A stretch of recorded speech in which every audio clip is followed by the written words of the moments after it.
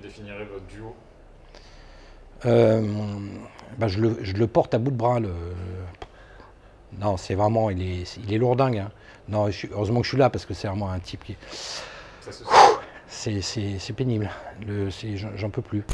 Salut à tous, je suis Yurigon, nous sommes en 2005 dans la série Camelot, lorsque dans l'épisode Feu, l'âne de Gecno, le public découvre Repars, un personnage de paysan qui aura une place toute particulière dans la mythologie camelotienne et dans le cœur des fans, et c'est pour revenir au mieux sur l'histoire de ce sanguin paysan médiéval que je suis allé à la rencontre de son interprète, Gilles Gravelot.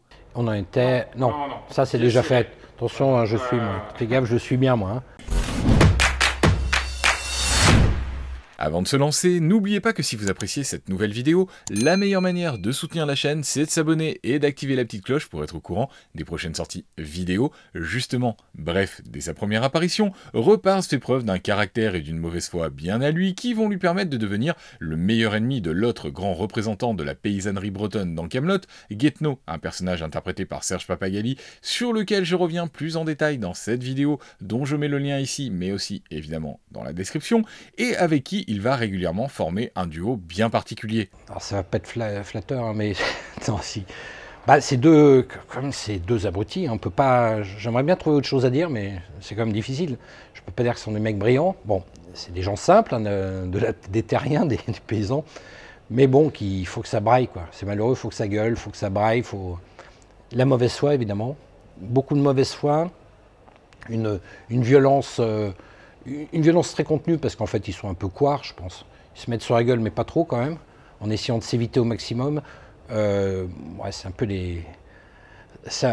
les types qui ont tous les défauts qu'on aime bien, quoi. Mais tout à fait. Le mien tout seul, je pense que c'est le plus abruti des deux. Mais j'en tire là un motif de fierté, hein, attention. Hein. C'est le plus abruti des deux et de loin. Non, je pense que il y a une espèce de vase communicant. Quand il n'y en a pas un qui est très très énervé, c'est l'autre. Mais je pense que je suis plus allé je suis presque plus allé chercher la merde que lui quand même. Qu'est-ce que voulez-vous dire, sire? En 2004, lorsque commence la production de Camelot, Gilles Gravelot fait partie de toute cette troupe d'acteurs qui se croisent et s'entrecroisent dans les différents projets de la scène théâtrale lyonnaise au sein de laquelle évolue Alexandre Astier, l'auteur et réalisateur de la série. Et c'est donc tout naturellement que celui-ci fait appel à l'acteur à qui il présente rapidement le projet et le personnage de Repars. Je connaissais une pièce qu'il avait écrite avant Camelot, ouais.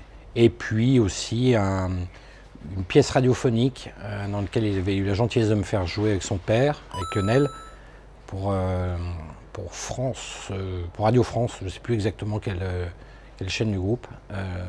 Et donc oui, je connaissais déjà sa façon d'écrire, etc. Alors comment ça m'est présenté? Assez rapidement, un jour, Alexandre m'appelle en me disant j'ai besoin de toi, voilà le projet, et ça s'est fait au téléphone assez rapidement, mais j'en avais entendu parler. Mais entre lui et moi, ça s'est fait assez rapidement, mais bon, ça a été assez vite convaincant, donc c'est parti. En fait, ça faisait partie des choses que j'avais en moi, qu'il m'avait vu faire, et donc c'était assez rapide. Il m'a évidemment présenté le personnage, mais il savait que c'était plus ou moins un truc qui était dans mes cordes, quoi. Il me dit, fais tes conneries, fais tes conneries comme d'habitude, il me dit. Ça peut pas... Non, mais Alexandre, il s'est casté, donc quand il fait faire un truc à quelqu'un, il sait très bien, et c'est ça qui va très vite, et c'est très fluide, il sait ce qu'il demande et à qui il le demande, et donc il m'a dit, fais ton truc de débile, puis ça ira très bien.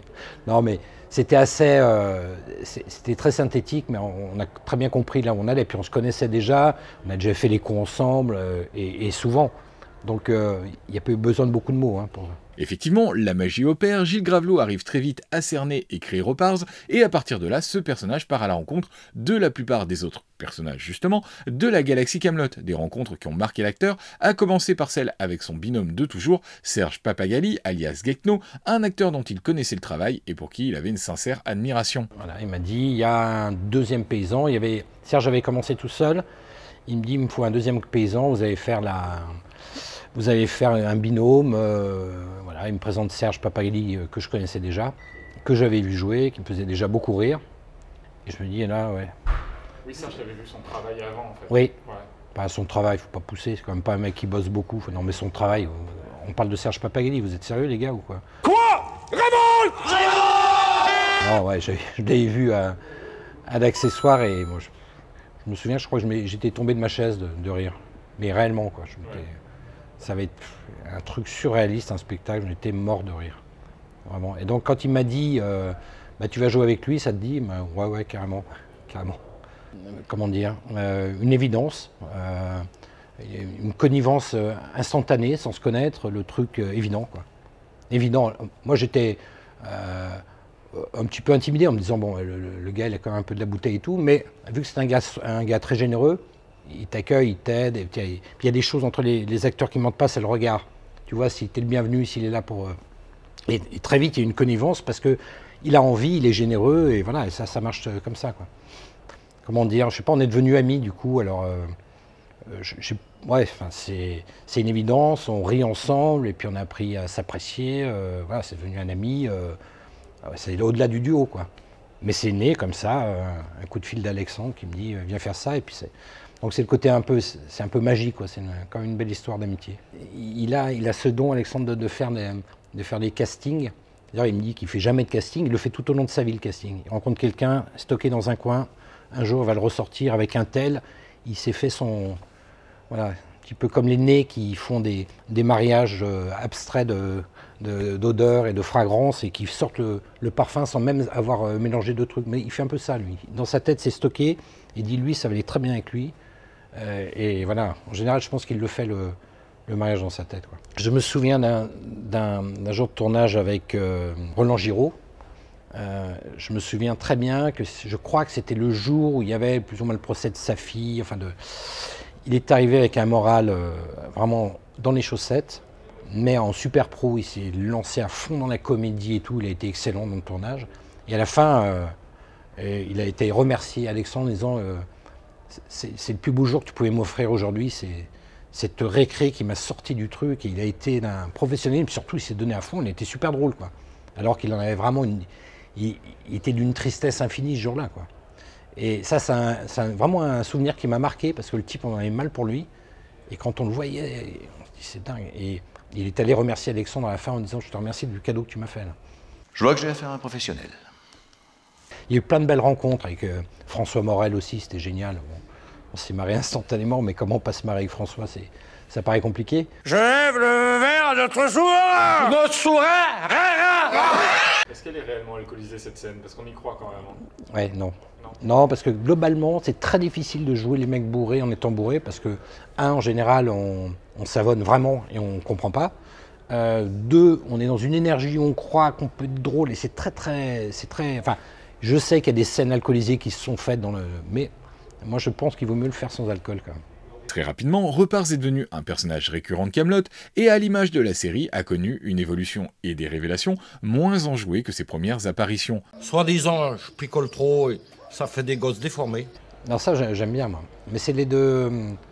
Ouais, enfin, je vais enfoncer un peu des portes ouvertes, mais c'est vrai qu'on dit que la comédie, c'est la deuxième face de la même pièce, hein. Du drame et la comédie, c'est les deux faces de la même pièce. Donc c'est vrai que c'est tellement proche de la comédie, ça. C'est tellement, ça sous-tend tellement la comédie que c'est presque la continuité du truc. Donc moi, ça me plaît forcément. Ouais.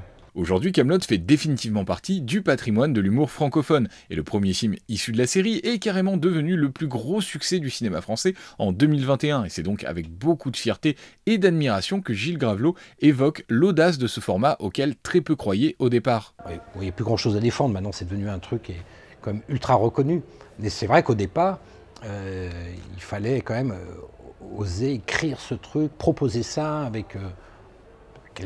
Quel pari génial, quoi, franchement. Avec des trucs, avec du texte, avec des moments, des choses qui sont contre tout ce qu'on disait, qu'il fallait que ce soit cut, qu'il fallait enchaîner le montage hyper rapide. Non, on prend le temps, on joue la situation à fond. C'est exactement contre tout ce qui était dit, et ça fait un carton. C'est ça que je trouve génial. En plus, c'est une bonne leçon pour tous les cuisiniers de l'audiovisuel qui pensent que les recettes, voilà. Ça, je trouve que c'est une bonne leçon, quoi. Et il me semble assez clair que Guetno et Repars font partie de ces ingrédients qui ont fait le succès de la recette, eux qui sont encore aujourd'hui une source inépuisable d'eux-mêmes sur internet.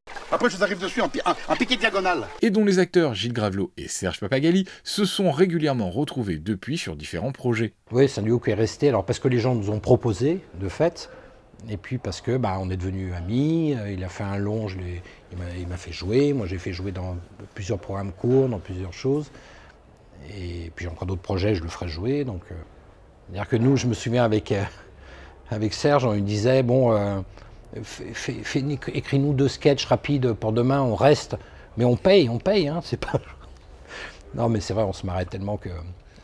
voilà, on disait, non, mais on te donne des idées, si tu veux, à la con, et puis on paye pour jouer. C'est la récré payée, quoi. Donc c'est... Ouais.